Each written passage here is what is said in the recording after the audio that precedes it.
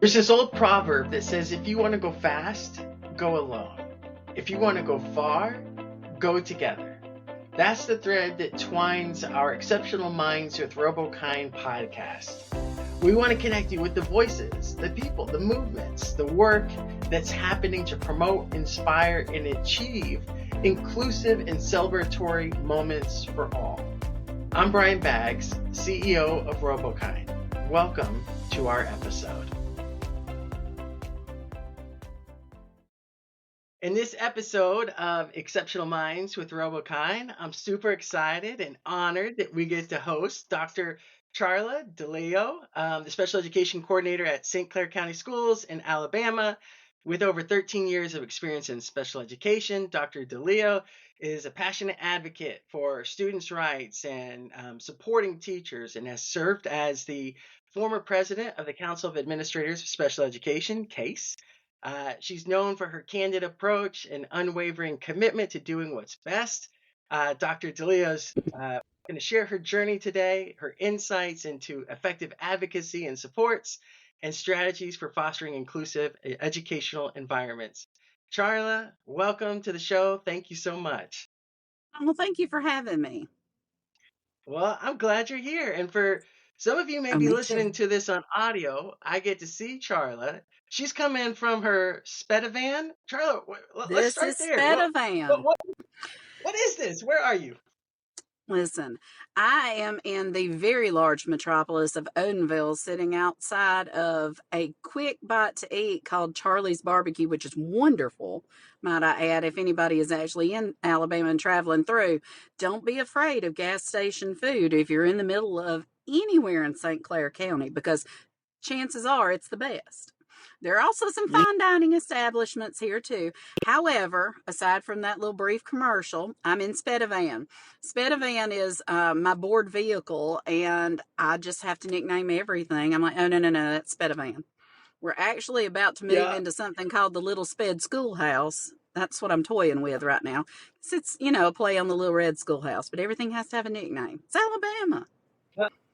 Well, I love it. I love it. And so, one, I'm feeling that I'm a little hungry and wish I was outside getting some Also, barbecue. Maybe I'll do that right after this. But two, I love Spedivan, and I feel like that's kind of par for the course for a lot of our listeners, like often going mm-hmm. from one place to the next and Oh, it finding little never nooks, stops. right? Yeah. Never And you got stops. a pretty large district square mileage, right? So you've got a lot of Yes. different places you have to go show up, right? Yes. From end to end, about 40 miles. So it's a lot. Yeah. And it really just depends on which way you're going. We actually have two major highways that bisect, and we're in between two major interstates. So Yeah. lots of area, lots of rural area. We have lots of city areas. I'm currently in one of the rural areas right now that's actually situated in the middle of the county. Well, fantastic. Well, thank you. So we've got some questions, and the whole idea here is that we're trying to create spaces for people to get insights into how others are practicing the craft and leading the way to provide inspiration and collaboration. And so I'm going to jump into some of these questions, Charla. I'm so Okay. excited that you're here. I'm Spedivan, right outside a good little barbecue joint. Okay. That's right. All right. So my first question is like, what inspired you to pursue a career in special education in the first place? Can you talk to us a little bit about that? Sure. What inspired me was Yeah. really not so much an inspiration, but more of a divination. The Lord kind of said, "You will do," and I did. I actually started out my career as an educator teaching English in the high school setting, and then thought I would end up as a counselor, and ended up going back into administration because one of the central office employees at the time said, "We're going to combine schools. I'm going to be the principal and you're going to be my assistant. So you have to go back and you have 8 months to go get your degree in that." So I went and got that certification as well, because I was like, yes, sir. Of course I Yeah. will. And from there, the plan was always to move me up to the district level so that I could take over special education. Now, while I didn't have that background, I did have expertise in that area because Well, of course, my family has always been involved in education, and I had experience in that respect. So I really was a novice in all senses of the word when I started. My thing was, I'm here to help people. And I've never lost sight of that. And because I like to help, it was an easy translation because that's really what special ed is, right? Extra help. Isn't that what we Mhm. always hear? And while I Yep. know that that's not the case now, and while I'm a person who advocates for the fact that that's not the case, in that same respect, some of that is still true because what we're all here to do is really help the kids. And since I'm a person who gets her gratification from that help and assistance to others, that was really crucial to me. Like my career trajectory became so focused that I mean, I get teased a lot for being, oh, well, you're like the queen of special ed in Alabama. No, Yeah. no, I wouldn't say I'm the queen of anything except for, I don't know, maybe Spedivan. Yeah, I was gonna say Spedivan might make sense. That's so interesting. So, like in this podcast and in my life, you get to ask, so many questions, and so Yeah, often the case is some version of I saw a need, and next thing you know, I looked back, and this need that I saw that I responded to has been a career. And oftentimes you talk about divination, right? There's lots of affirmation that comes along the way that says, you right. know what, this is my spot, and this is where I need to cultivate what's in front of me, and I don't know if it chose me or I chose it, but here I am, and this is the work that I do, you know? Oh, that's correct. When I was So, working on my counseling degree, I had an administrator who told me, when you decide to stop mocking God and become an administrator, you'll do more counseling in that respect than you ever could have as an actual counselor. And he was every bit right, but I didn't see it at the time. I actually thought that that was kind of an offensive remark to make. It's like, that's really mighty brazen yeah, of you to that's say so such, interesting. sir, but very true. I know. Yeah, and I think that I can't tell you how many folks that I've talked to. And so I obviously, full disclosure to our listeners, you probably know already, I'm CEO of RoboKind. But in Right. working in even my role, I've talked to lots of other leaders, and they said, probably more so than an MBA or a master's in special education, I should have spent more time in counseling because, boy, that sure feels like what I do every day, getting all the parties to come together, work together to get good work done. And that counseling would have been real helpful, you know? So, Oh, correct. And it absolutely has been. I mean, that's about half the yeah. battle. I used to say that an Yeah. untitled job that I have was PR, but it really is it's public relations. It's not just the perception. You have to make sure that everybody has that perception and that they also enact those relationships that are perceived and that Oh, perception yeah. keeps being the good one that you want it to be. Yeah, I think that's a big deal. Like, and that's part of like the education and the bringing people along and helping them see that. So that kind of leads Right. into one of the next questions that I wanted to ask you. So, as the former president of CASE, how did your leadership influence some of the policies and practices?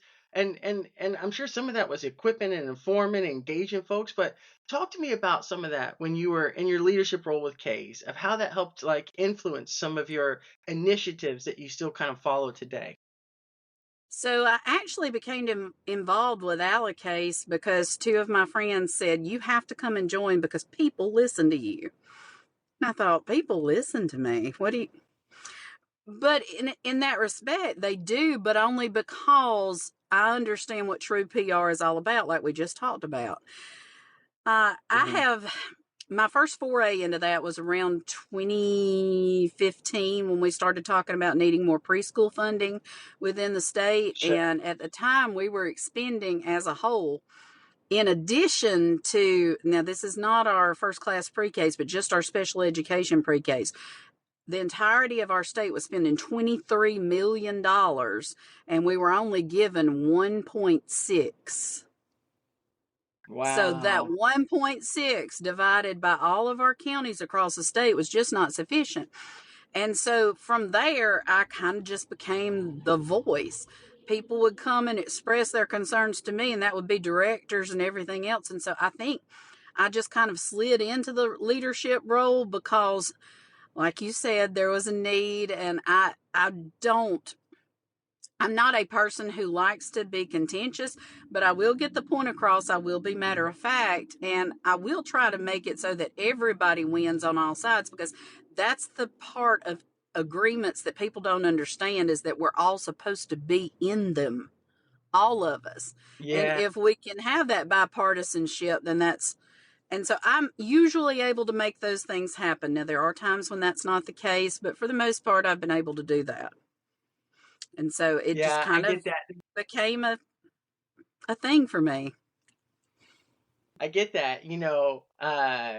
There's some versions of this out there where people say if you see something, do something, and it's also true that if you see something, say something, and some of those Yes. coming together, kind of what's required, right, in order to move things forward and get them better and to create those win-wins where all sides can walk away Right. on the betterment on the backside, right? That's a big part of Well, this. right. One of the current things that is really a hot topic in Alabama, and I don't understand why it's a hot topic unless we're just talking about money, and I don't think that's the case. But one of the current things we're working with is the way in which we handle due process. None of us wants to go against IDEA. None of us wants to impede participation on the parents' part, but there has to be a better way, because a lot of times, even as a coordinator in a county this large, and even with my kind of personality where I want to make sure that I'm heard and seen across the county, and I do give out my personal cell phone number and literally will answer the phone Yeah, in the middle of the night, and probably will still, even in this day and age, drive all the way across the county just to change your child's diaper if I think that you need it, because I think you do what's required. And if they had somebody else to call, they wouldn't call me. Even in that yeah, kind of realm, there are people who have issues that they feel like they've not been heard, and I know nothing about it. And so if you're yeah. doing all that you can, like I am, and then that is still the case, and there's an issue, and we need to try to figure out how to be more proactive in that respect. So I don't mind working with even those advocate attorneys, and you do what you have to do, and you adapt however you have to adapt. We expect our special education students to do that, so why wouldn't I expect myself to do it? Why wouldn't I expect my colleagues to do it? And if I have Yeah, imparted any of that on somebody else, then I'm happy. it's so good, because what is so often the case is that we think about things as winners and losers. And Yeah. the reality is that we don't have to fall into that dichotomy, right? We No. don't want our family to lose at the expense of our teachers, and we don't want our Right. teachers to lose at the expense of our families. What we really need is someone calling us into that third way, which it sounds like you're a big practitioner of saying, well, what's the best for what we are and what we can do? We can do this together. And it doesn't matter if you're an attorney advocate or a family member or a Correct. teacher or whatever, right? It's how do we put this Mm-hmm. together? Let's focus on the broad set of wins, not on somebody Mm-hmm. winning and someone losing. We can do better I, ways. I agree. I mean, there's give and take in every kind of relationship, and there's always a happy medium. I have Yeah, no qualms about mediation and being such a yeah, mediator, and I just think that's necessary yeah, in all aspects of life and within what I yeah, do. yeah. I mean that might preach in personal relationships and school relationships and that might It just be it just just about everywhere. does. Yeah. It does. Uh, Well, and that's the thing. If you're pragmatic and you have common sense, Yeah, I know. That's definitely a value, maybe even a virtue, right? Common sense and definitely. pragmatic, right? Yeah. So, any other kind of like significant challenges that you kind of get exposed to with some of your role that um, maybe other practitioners in the space may relate to? Oh, What are some of those challenges, and what have you found is like a reward for getting through those and getting to a better spot? oh, now are we talking about a personal reward? Because if we're talking about a personal reward, I'm getting a purse. If I have done my job exceptionally well, I'm going to reward myself with a nice Louis Vuitton handbag. I am partial to them. I do have others, but those are considered lesser than. I do understand that some of them are far more expensive than I should be paying. However, that's okay. That and going Yeah. to Disney two stress relief places for me. But if we're Yeah, talking I about get somebody that. else, like the rewards and well, everybody's got to have their vice, and Oh, I get it. I I get don't it. drink. I will be honest though, I do take 150 milligrams of Zoloft every single day, and I'm quite happy for it. That is a pill I will Well, not do without. I would sacrifice blood pressure before I would that one. So, yeah, but now pragmatically for our kids, it goes back to, you've got to make sure that everybody's taken care of. You want to make sure that every single person is getting exactly what they need. And so that, in terms of trying to figure out what my teachers need, I'm going to always try to mitigate their circumstances too, just like I will every student's. If I know that they've got several high needs kids, then we're going to lessen that caseload.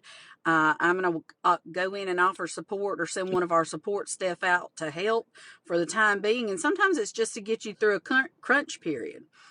All of those things I'm there for, and I'm open to suggestions at all time. And I think because I'm open to suggestions at all times, I think that's why people really are receptive to what I have to say, and they're willing to do the work because they see that I will come in and do the same thing. In previous districts, it's been me and me for it, and I was the one person shop for special education.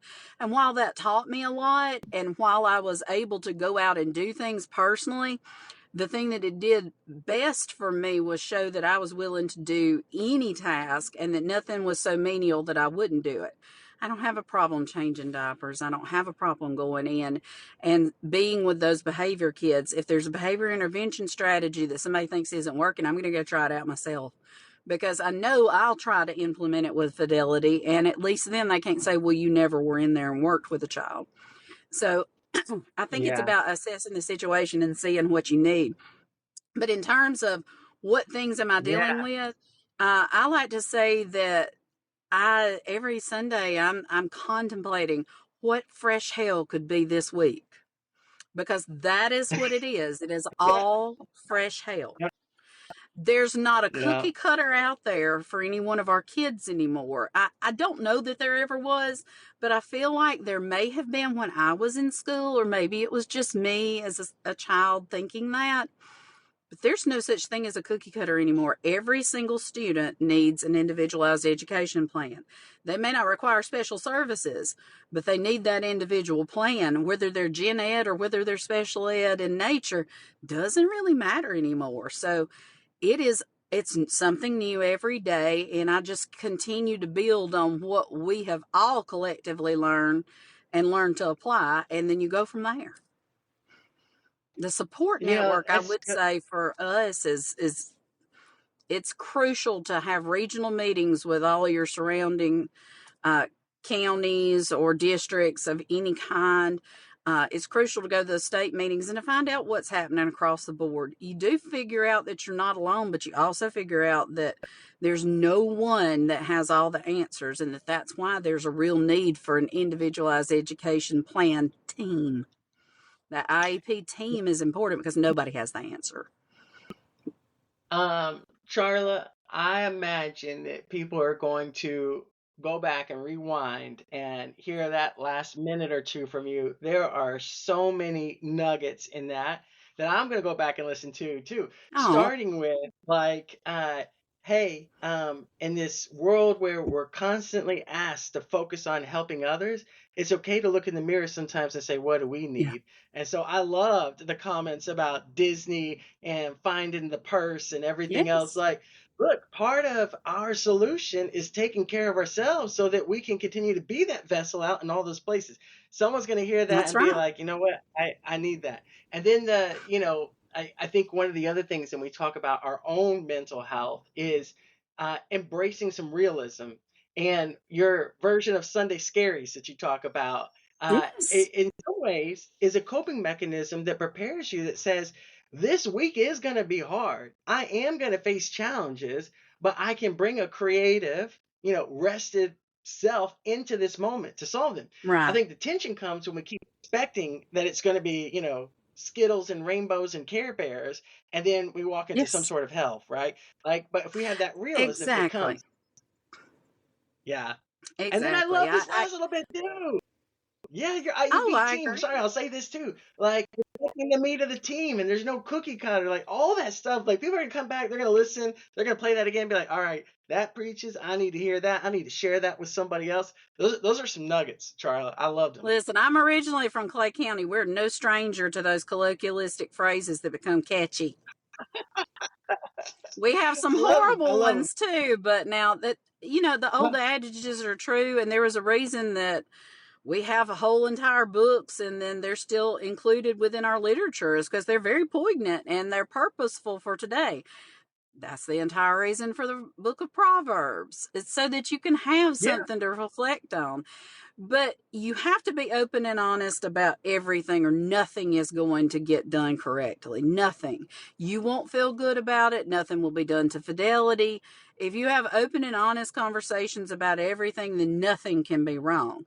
And so yeah, when I used to tell people, "Oh, it's fine, it's fine," sometimes I was just using that as a self affirmation, and sometimes I was using yeah, that as an affirmation for another person.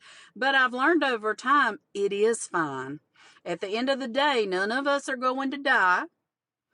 yeah, We're trying to yeah, work together towards the common good, and you can't lose faith in that, and you can't lose sight of that faith. yeah. That part is probably really poignant too, is that you have to keep the faith, but you also have to keep sight of that faith and that you have it and keep it in your heart all the time. That sounds a little hokey, but it's also true. Yeah, hokey and false don't have to be together. Hokey can be true, right? And I think that, They can be. you know, yeah, I think that, one of the things that, leaders, aspiring leaders, or people cultivating the craft, sometimes modeling some of that is fine. And that faith is something that can help guide us in some of those moments. Because Mhm. sometimes, like, we just need to hear it, we need to see it, we need to see other people who are Right. carrying a similar burden and still going because of that sentiment and that truth. So that's big time. Which brings me to another question. So we have a lot of folks that are listening to this, and they're always thinking about how can I get better. So my question for you is, what advice or recommendations would you give to other practitioners or leaders in the space around ongoing professional development and how to just get better at their craft in general? I think for anything, you have to remember that you are always a lifelong learner. The moment you think you've learned everything, you will be proven disparately, not desperately, but disparately wrong. So it's best to continue on in that faith. Okay, I don't know everything. Maybe somebody else does have another idea. And so that leads to that being open, and the open concept of understanding from all perspectives, because not every idea works for every person, because everybody is an individual. And we talk about that IEP all the time. We throw that word around, individuality, but it means just as much in terms of professional development as it does in terms of planning students' livelihoods for the future.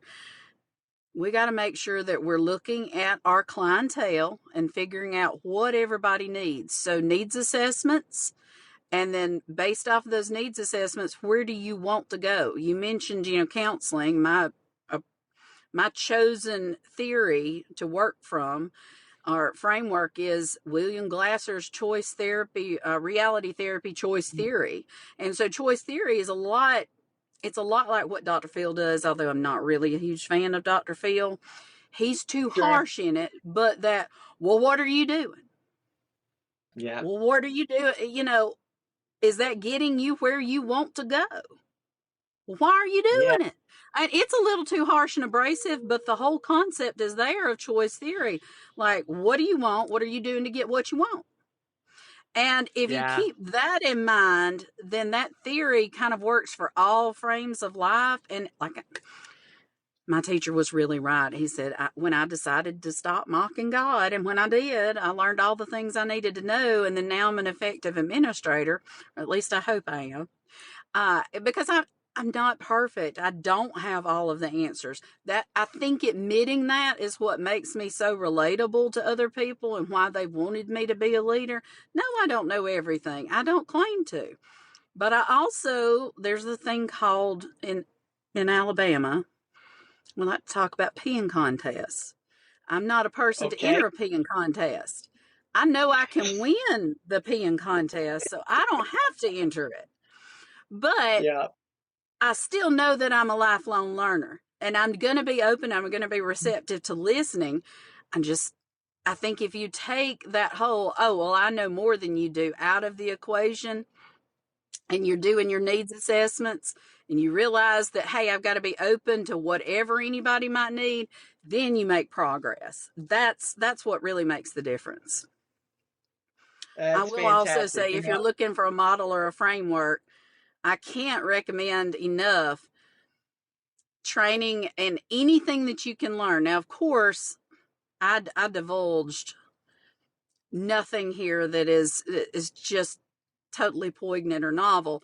But if you go back to the regulations, you read those IDEA regs, you read your code, you know those things. If you've gone back and done any other learning, I would say let it be about reading, because if you can get, and really by reading, I actually mean written expression, but the Yeah. two are tied together. You learn how to speak first, then you learn how to, well, you learn how to non-verbally communicate first, then verbal communication, and then you're able to write it. Well, if you can write about something, then you've really learned knowledge. That's the true Yeah. test to me, because it's the synthesis of all learning. So looking at those things and how to work with them through response to instruction, anything about RTI at work, all of those things with Mike Mattos, I'm a huge fan of all of his pieces, because it's very much driven in reality therapy, choice theory. This is, what do you want? What are you doing to get what you want? Let's focus on this. Let's tack this, and then let's go to this. Very pragmatic. Yeah. There's something that's very empowering about that too, that realization that if this isn't the results I want, I can own putting myself in a spot, getting into courses, reading content Oh, that yeah. can maybe change the outcomes of where I am. Oh, And so that's sure. that's very empowering. And also, I'll say this: I don't live in Alabama. I live in Florida, and we don't call it peeing contest, but we do call it something similar. And so I think you might have made Correct. maybe they, but I know that term, and I know that expression, and it's wildly popular in our state too. So well, let me do this. For the sake of time, I want to ask you just one more question, and Okay. it's something that I ask all of our folks, and it's this: if you could inspire our listeners to take one action for making exceptional connections, what would you suggest? I think if they're just going to take one action, I would say self-care. I've Mm, learned over the years that if you don't take care of yourself, you can't take care of anybody else. So nothing you do, nothing you know will help anybody else if you haven't first helped yourself. And that may sound trite, but I have been in situations where I've almost let the work kill me, yeah, because I've gotten so stressed out over it. And I think everybody has been there, but not everybody talks about it. And so that whole, and I'm getting chill bumps as I'm saying this, because it's truth, and it's what I'm supposed to say. Nobody talks about how hard the work is. Yes, it's gratifying, but it is still hard. And yeah, that part is surmountable, but it can seem very insurmountable. So you have to get appropriate sleep. You can't help another student, you can't help another teacher if you're not getting the appropriate rest in for your body, because your body will make you rest eventually. yeah, yeah. And so to be Those effective are for some others, you great have to be effective yourself. Yeah, yeah. I can relate to that. I think that's some good wisdom. Uh, well, Charla, thank you so much for coming and sharing Oh, some you're very time with welcome. us Thank y'all. right from your Spedivan. Yeah. Yes. We appreciate the work that you're doing, the advice and wisdom you shared today, and kudos to leveraging both the rest and the work that allows you to do so many wonderful things across the state. Thank you. Well, thank you. Thank you all at RoboKind. We appreciate y'all. That wraps up this episode of Exceptional Minds with RoboKind. We hope you enjoyed today's conversation and found inspiration to bring back to your own learning community. If you haven't already, be sure to subscribe so you never miss an episode. We'd also love to connect with you on social media, so follow RoboKind for more resources and updates on inclusive education. Until next time, keep supporting and celebrating every learner, and remember, together we can empower exceptional minds.